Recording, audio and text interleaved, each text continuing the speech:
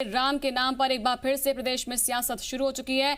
एक बार फिर से आपको बता दें, सियासत होती हुई नजर आ रही है। बीजेपी के नेता इस बार जो है जय भान सिंह पवैया ने दिग्विजय सिंह के राम मंदिर पर किए गए ट्वीट को लेकर तंज कस दिया है। उन्होंने ट्वीट करते हुए लिखा कि राम मंदिर निर्माण में कांग्रेसियों के समर्थन या विरोध के अब क्या मायने हैं। फैसला आने के पहले ऐसा कौन सा माइका लाल था जिसने राम मंदिर के गर्भगृह बनने का दावा किया हो। जो लोग आतंकियों के मरने पर दुख जताते हैं वो कार सेवकों के बलिदान पर एक शब्द नहीं बोले थे। आपको बता दें, कमलनाथ के अयोध्या में राम मंदिर निर्माण के स्वागत के बाद दिग्विजय सिंह ने ट्वीट करते हुए रामलला के भव्य मंदिर निर्माण की बात कही थी।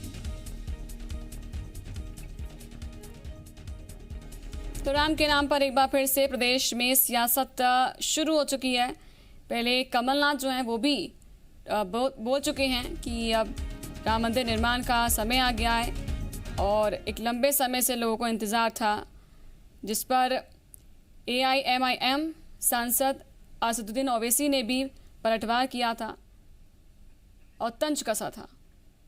और इस पर ज़्यादा जानकारी देने के लिए संदीप भमरकर हमारे साथ लाइव जुड़ चुके हैं। संदीप, राम का नाम और इस पर सियासत होना तय था, लेकिन जब कमलनाथ ने ट्वीट किया तभी लग रहा था कि शुरू हो जाएगा एक के बाद एक कई ट्वीट और उसके बाद वार पलटवार। बिल्कुल, और एक के बाद में एक इन बड़े नेताओं का राम के प्रति, राम मंदिर के प्रति इस तरह का बयान सामने आना और उसके समर्थन में खड़े हो जाना, ये बताता ज़रूर है कि अब कांग्रेस के लोग जो आमतौर पर अदालतों में राम मंदिर का विरोध करते आए हों और कांग्रेस के नेता कई सारे खड़े हुए थे, तो उसके बाद में अब थोड़े हालात बदले हैं। और कोर्ट का फैसला आने के बाद में कांग्रेस ने भी कोर्ट के फैसले के साथ साथ में राम मंदिर निर्माण पर, उसके शिलान्यास पर अपनी सहमति देना शुरू कर दिया है। और चूंकि अब तक कांग्रेस के जो दूसरे लीडर्स हैं बीजेपी पर राम मंदिर को लेकर आरोप लगाते आ रहे थे, ऐसे में बीजेपी के लीडर्स जो राम मंदिर आंदोलन से जुड़े रहे हों उनका इन कांग्रेस के नेताओं पर इस तरह से आक्रमण करना लाजमी भी है। पवैया वो शख्स है जो राम मंदिर आंदोलन में जुड़े हुए थे और लगातार उसकी पैरवी भी करते आए हैं। और इस मसले पर अदालत में जब मामला चला था तो उसमें आरोपी भी बनाए गए थे पवैया, और खुलकर इन्होंने राम मंदिर का समर्थन किया है।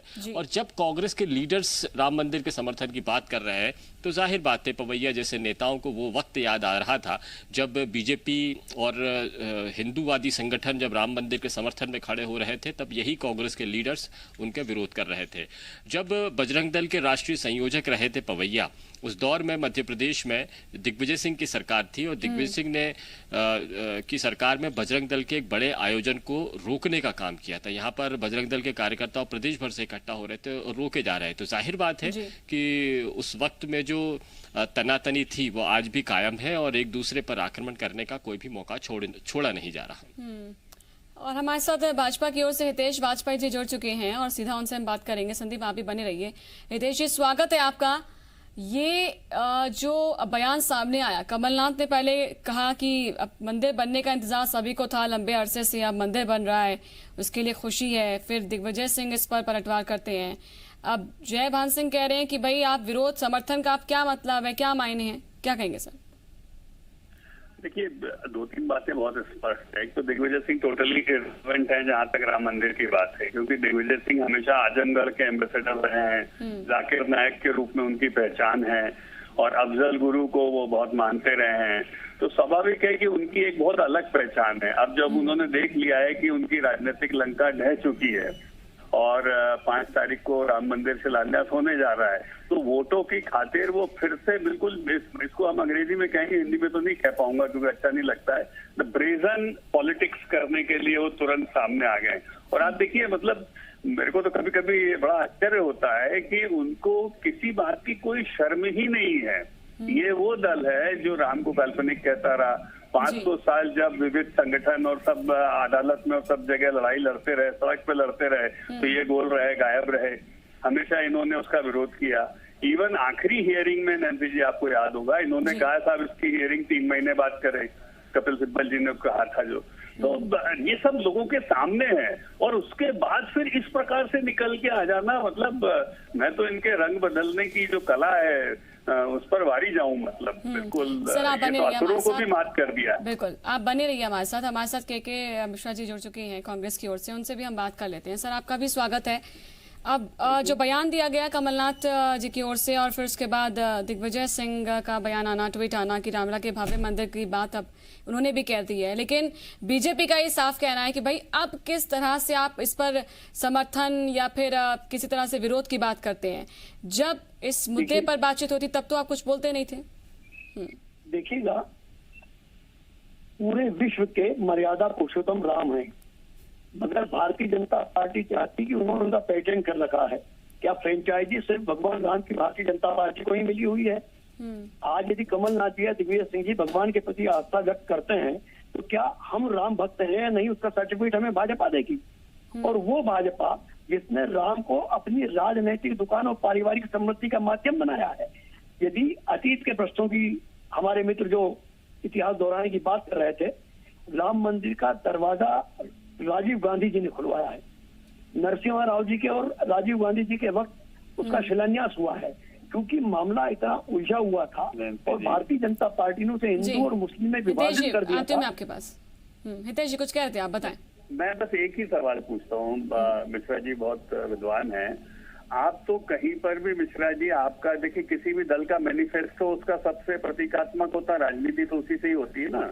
कहीं पर भी राम मंदिर का उल्लेख बता दीजिए आपकी, आपने न्यायालय के माध्यम से या पार्लियामेंट के माध्यम से किसी भी तरीके से कोशिश करी हो कि हम इसको बनाएंगे। के मिश्रा जी जवाब दीजिए।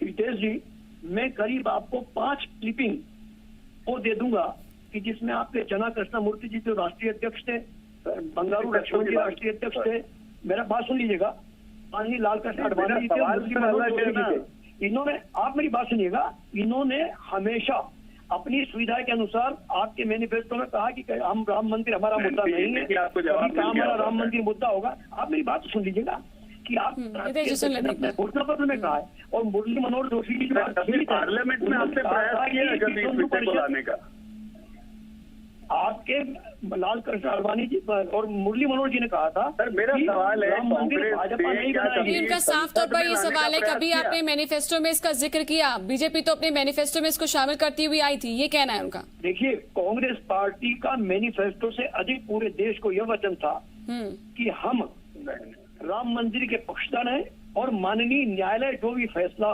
करेगी, चलिए न्यायालय में कभी कांग्रेस ने मेरी तो बात हो जाने दीजिए। सवाल दागने के पहले आप सवाल दागिएगा, मैं जवाब दूंगा, मेरी बात भी तो पूरी होने दीजिए।